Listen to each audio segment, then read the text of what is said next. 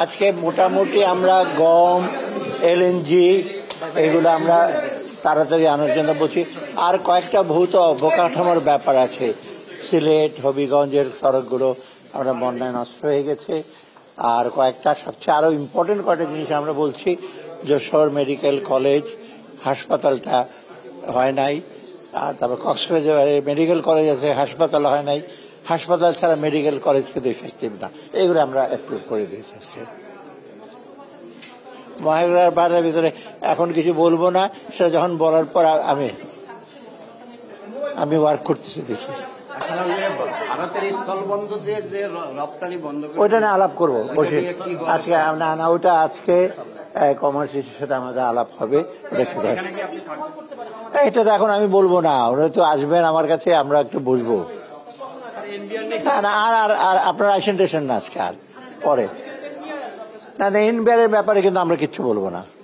NBR nothing, will send A press note, but আমরা কিচ্ছু বলবো না। আর ওদেরকে এখানে আমি মন্ত্রণালয়ের ভেতরে কাউকে কিছু বলতে দেবো না। যারা যদি কাভার করেন মন্ত্রণালয়ের ভিতরে তাদের ইসে, আই উইল টেক পানিটিভ অ্যাকশন।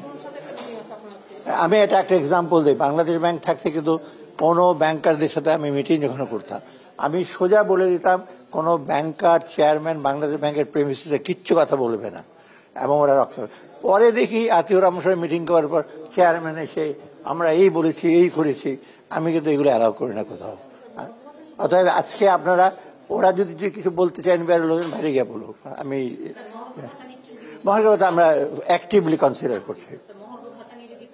না আমি এটা নিয়ে আমি কনসিডার করছি, একটা কমিটিকে দায়িত্ব দিয়েছে আমি, ওরা ওয়ার্ক আউট করলে আমার কাছে দেবে। হওয়ার চান্স মোটামুটি, কিন্তু হয়তো একটু সময় লাগবে। আমি বাজেটের ওয়ার্ক আউট করে দেখি কখন থেকে দিতে পারবো, কত দিতে পারবো। না এটা বললে তো সব বলা হয়ে গেল। অনেকে 10 থেকে 15%। আচ্ছা ওয়ার্ক আউট করতেছে তো যারা করা, আমি এখন কেন বলবো, ফাইন্যান্স আমি যখন অ্যাপ্রুভ করবো চিফ অ্যাডভাইজার যাবো,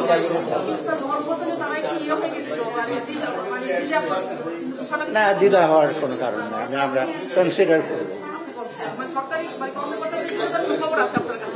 না কিছু বলা দরকার না, আমরা বিবেচনা করবো।